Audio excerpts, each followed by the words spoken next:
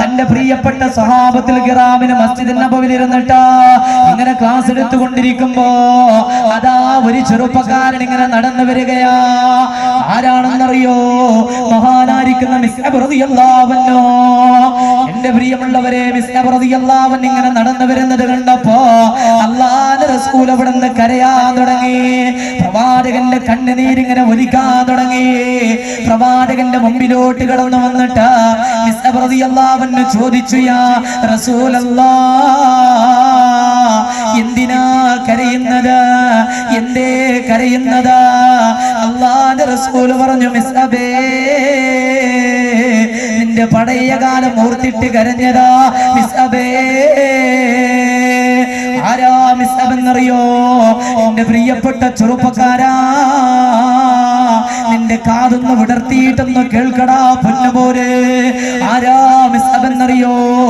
മക്കയിലെ ഏറ്റവും വലിയ കോടീശ്വരന്റെ മകനായിരുന്നു മിസ്അബ്. സ്വർണത്തിന്റെ വസ്ത്രമാ ധരിച്ചിരുന്നതാ. സ്വർണത്തിന്റെ നൂലുകളെ കൊണ്ടുണ്ടാക്കിയ വസ്ത്രമാ ധരിച്ചിരുന്നതാ. മിസ്അബ് റളിയല്ലാഹു അൻഹു സുഗന്ധമല്ലാതിട്ടമായിരുന്നു. സുഗന്ധം പൂശി വസ്ത്രം ധരിച്ചിട്ട് കുതിരയിൽ പോകുന്ന മിസ്അബിനെ കാണാ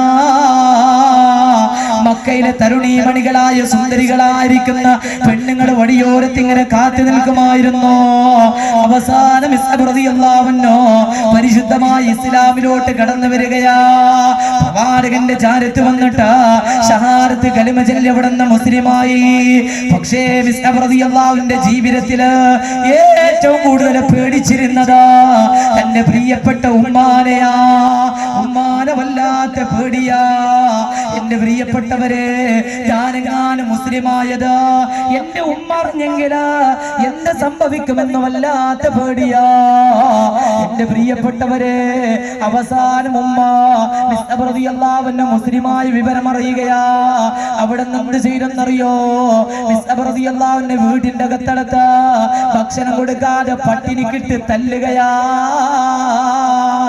അതേവരെ ആദരവോടെ കണ്ടിരുന്ന വീട്ടിലുള്ള ജോലിക്കാർ മുഴുവനും മിസ്അബ് റളിയല്ലാഹു അൻഹു തല്ലുകയാ. രക്തത്തിലങ്ങ് കുടിച്ചു കിടക്കുകയാ. എന്ത് ചെയ്തിട്ടും ഇസ്ലാമിൽ നിന്ന് മടങ്ങി വരാതെ വന്നപ്പോ മിസ്അബ് റളിയല്ലാഹു അൻഹു എടുത്തിട്ട് വീടിന്റെ പുറത്തോട്ട് വലിച്ചെറിയാൻ പറയുകയാ. പടച്ചവനെ, വീട്ടിലുള്ള ജോലിക്കാർ മുഴുവനും മിസ്അബ് റളിയല്ലാഹു അൻഹു താങ്ങിയെടുത്തിട്ട് വീട്ടിന്റെ പുറത്തോട്ട് വലിച്ചെറിയുകയാ.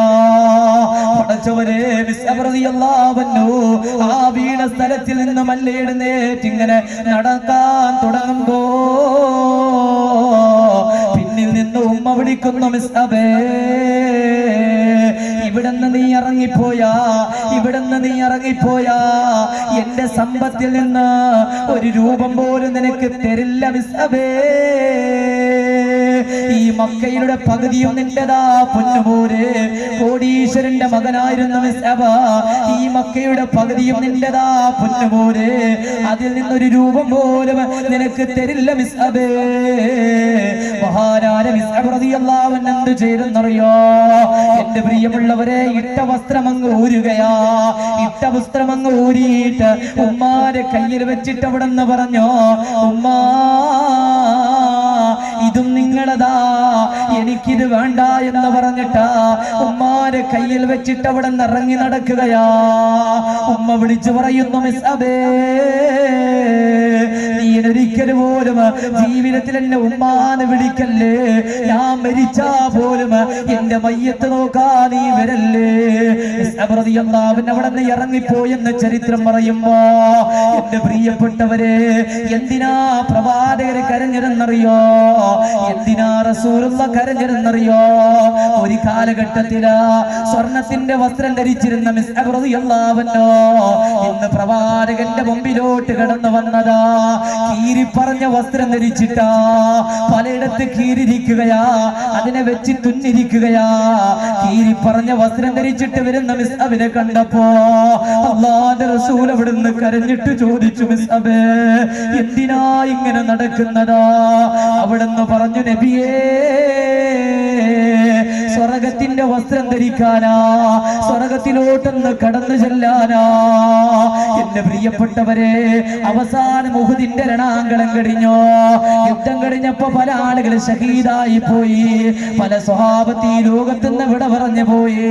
ഓരോ സ്വഹാബികളെ ഓരോ സ്വഹാബികളെ കഫൻ ചെയ്യുമ്പോ എല്ലാവരെയും കഫൻ ചെയ്തിട്ടായേ അവസാനം ഒരേ ഒരു സ്വഹാബിന്റെ മയ്യത്തെ കഫൻ ചെയ്യാതെ സ്വഹാബത്തിൽ കിറാമ മയ്യത്തിന്റെ ചാരത്തിരുന്നിട്ട് പൊട്ടിക്കരയുകയാ. അല്ലാഹുവിന്റെ റസൂൽ ചോദിച്ചു, സ്വഹാബാ എന്തേ കരയുന്നതാ? സ്വഹാബത്തിൽ കിറാം അവിടെന്ന് പറഞ്ഞു, നബിയേ കഫൻ തുണി തികയുന്നില്ല നബിയേ, മയ്യത്ത് കഫൻ ചെയ്യാ കഫൻ തുണിയില്ല നബിയേ, ഇത് തികയുന്നില്ല നബിയേ. എന്റെ പ്രിയപ്പെട്ടവരെ, അവന്റെ മുഖം മറക്കുമ്പോ രണ്ട് കാലും വെളിയിലാണ്, കാല് മറക്കുമ്പോ മുഖം വെളിയിലാണ്. അവസാനം മുഖം മറച്ചിട്ടാ അവിടുന്ന് കഫൻ ചെയ്യുകയാ. അവന്റെ രണ്ട് കാലും വെളിയിൽ കിടക്കുകയാ. പ്രവാചകർ പറഞ്ഞു, പോയിട്ട് പുല്ല് ഭരിച്ചു കൊണ്ടുവരാ. സ്വഹാബത്തിൽ കിറാം പുല്ല് പറിച്ചു കൊണ്ടുവന്നിട്ടാ അള്ളാഹുവിന്റെ രണ്ട് കാലിലേക്ക് പുല്ലങ്ങ് വെച്ച് കെട്ടുകയാ.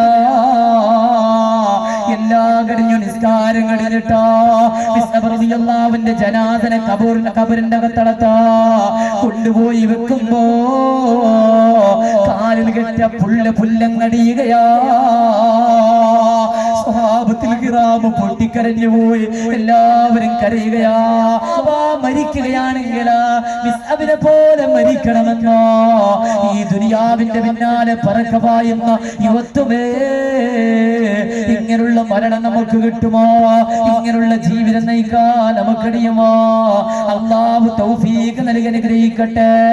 അതുകൊണ്ട് ദുനിയാവിന്റെ പിന്നാലെ കടന്നു പോയിട്ടാ പണമുണ്ടെന്ന് പറഞ്ഞിട്ട് അഹങ്കരിക്കല്ലേ, ഫിത്ന ഫസാദുകളിൽ ഏർപ്പെടല്ലേ, പണത്തിന്റെ പേര് വലിയ അധികാരങ്ങളെ കാണിക്കല്ലേ, അല്ലാഹുവിനെ മറക്കല്ലേ. ഈ പണം തന്നതും റബ്ബാണ്, അത് ഊരിയെടുക്കാനും അല്ലാഹുക്കറിയാ. നേരത്തെ തങ്ങൾ ഉസ്താദ് പറഞ്ഞുവല്ലോ, മറന്നില്ലല്ലോ നിങ്ങൾ വയനാടിന്റെ ദുരന്തമോ?